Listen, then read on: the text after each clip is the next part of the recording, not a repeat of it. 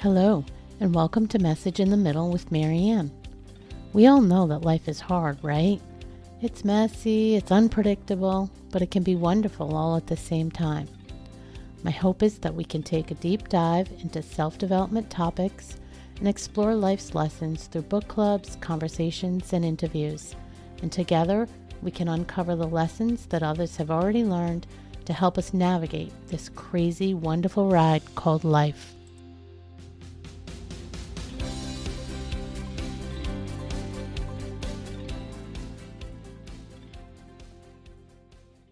Hello and welcome to Message in the Middle. I'm your host, Marianne, and today it's just me. I'm going to be flying solo as I create this end of year episode. As we come to the end of the year and step toward a new one, I wanted to create an episode that kind of feels like a bridge, not a recap checklist of all the different episodes I've done or the highlights, not a highlight reel, but just a moment to reflect and notice the patterns, the themes, the conversations that kept showing up again and again. Because if there's one thing I've learned in these last several years is that if something repeats itself over and over, it's usually telling us something. So today's episode is less about all the details of what we covered this year and more about why it mattered. And before we go any further, I just want to say I hope your holidays, however that looked to you, were filled with moments of peace, love, and meaningful memories. And if they were complicated, heavy, or didn't quite meet expectations, you're not alone in that either. That space right there, right in the middle of joy and grief, growth and exhaustion, clarity and confusion, that's kind of where the year kept most of us. And honestly, that's where Message in the Middle lives too. So when I sat down to frame out this episode, I did think about sort of highlighting the most impactful or the episodes that got the most feedback and giving you sort of the highlights of those. And I've done that in the past and it does work great. But this year I wanted to do something different. I wanted to zoom out and talk about the themes that kept showing up again and again because, like I said before, I have learned that when something repeats itself across conversations, across stories, across lived experience, it's usually pointing to something we need to hear or something we need to learn more about. So I'm going to break down a few of the top themes that kept repeating themselves in 2025. The first theme I want to hit on is that no matter what that inner dialogue of yours is telling you, you're not broken. So many women come into midlife convinced that something's wrong with them, that they're too tired, too emotional, too sensitive, or somehow failing at a stage of life where they're supposed to have it all mastered by now. But conversation after conversation reminded us of a different truth. What if we're not broken? What if your mind, your body, your emotions, your nervous system are responding exactly as they should to a season that's so demanding, so complex, and often completely overwhelming? Your body's changing, your roles are shifting, your responsibilities are heavy, and many of you have been holding everyone else together for a very long time. And getting to the point where it all feels like too much doesn't mean you're failing. It just means you're human. Another theme that surfaced several times, many times actually, is the theme of identity. Here's a headline for you. Identity shifts are not a crisis. They're an invitation. The who am I now? Who am I beyond who I've needed to be for all these years? And what happens when old roles don't fit the same way anymore? For many women, identity shifts feel scary. They can feel like a loss, like instability, like something's going wrong. But what if it's not a crisis? What if it's an invitation? An invitation to loosen the grip on who we had to be in all the earlier chapters. Or who we were based on everything we knew up to that point? What if it's an invitation to get curious instead of critical? What if it's an invitation to let go of all that guilt and all that shame you have about things that didn't go the way you had hoped they would go, or things that you can look back on in retrospect and wish that you had done differently? An invitation to say without shame, this no longer fits. And that's okay. You don't need all the answers and you don't need a 5-year plan. Sometimes growth just simply starts with honesty. And honesty can look like coming to the realization that you really want to just make some changes in your life, and that the life you've been living isn't a fit anymore. And that doesn't mean it has to be a drastic change. It just means you're recognizing that you're ready for a shift. Theme 3 is rest is not a reward. This one came up again and again also, especially in conversations around burnout, health, caregiving, and stress. Rest isn't something you earn once everything else is done.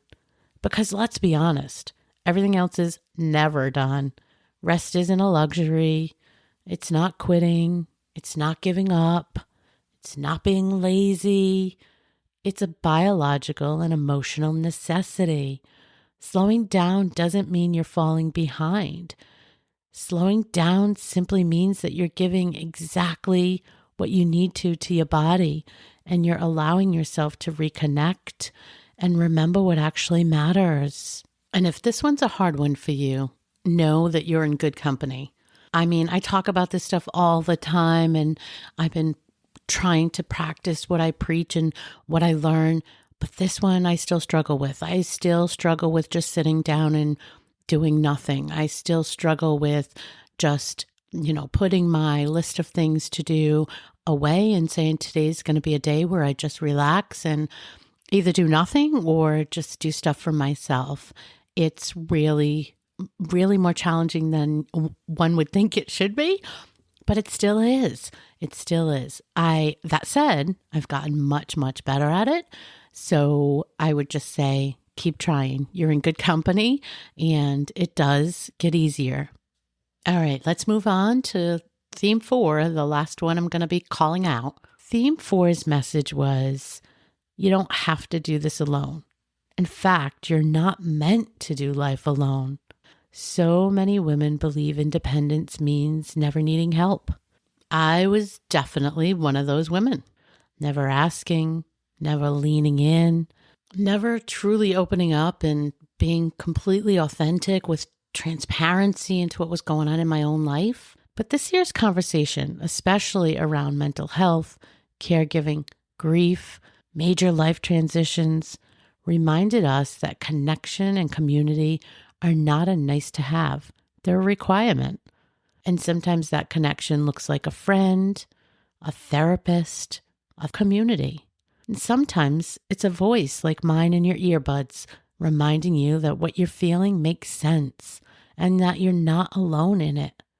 But one thing's for certain, connection and community matter. So just remember, whether you're going through something good or you're going through a difficult season, you definitely want to surround yourself with people that can lift you up, hold you accountable, push you when you need pushing, and help you when you need helping. So why are all these themes so important to reflect on as we enter the new year, you might ask? Well, they matter because it's a reminder that midlife is not about winding down. It's about waking up. It's about looking at things differently.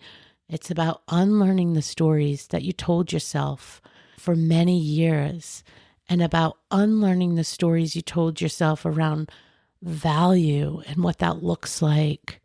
It's about choosing compassion over criticism.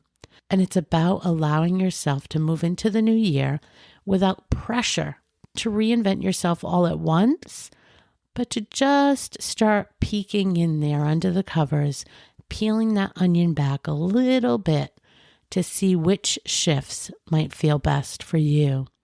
As this episode goes live, I'm going to take a chance to practice what I preach. and I'm heading into a 2-week vacation. And I'm sharing that because I want you to know that I'm going into it with intention to slow down, to be present, to create memories with my kids and grandkids that don't require the perfection the old me would be aiming for. They just require presence. I'm actively practicing what we talk about here, and I know many of you are doing the same from conversations we have offline. We're all trying to live a little more intentionally, even when life is really full.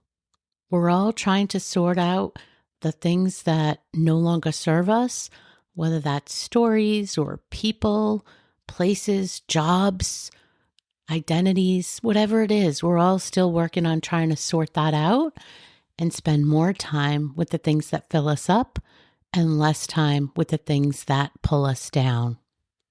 Before I close, I just want to thank you for being here week after week, episode after episode, and I do want to ask you to help me.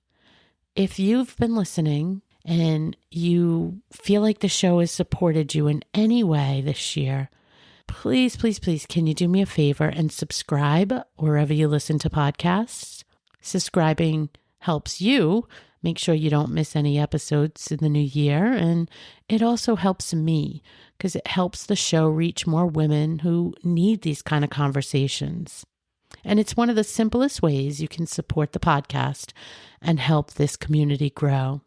If you're feeling extra generous, always remember that you can leave a quick review or you can share an episode with a friend. It means more than you know, and it helps more than you know. As we step into the new year, I hope you're a little gentler with yourself. Trust that you're not behind. I hope you listen more closely to what your body and your heart are asking for. And I hope you remember you're not done. You're just becoming, and this is a fabulous phase of our life. Thank you for being here. Thank you for listening. And thank you for being part of A Message in the Middle.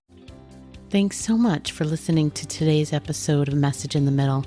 I hope you found something in this conversation that reminded you that you're not alone and that midlife isn't about winding down. It's about waking up. You're not done. You're just becoming. If this episode speaks to you at all, please share it with a friend who needs to hear it. And if you're enjoying the show, I'd be so grateful if you could take a moment to leave a review. It really helps other women find this community and this podcast. Until next time, take care of yourself.